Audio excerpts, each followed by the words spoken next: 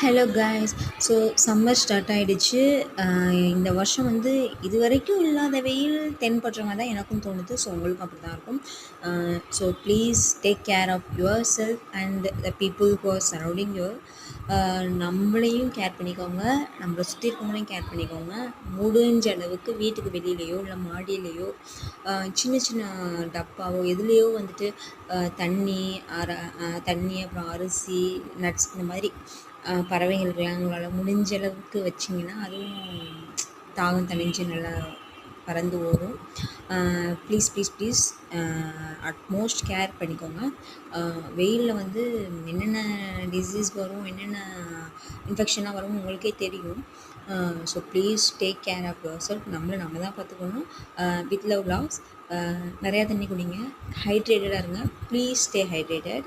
Daily ஒரு 5 litres ஆகுது water குடிங்க. Bye love you.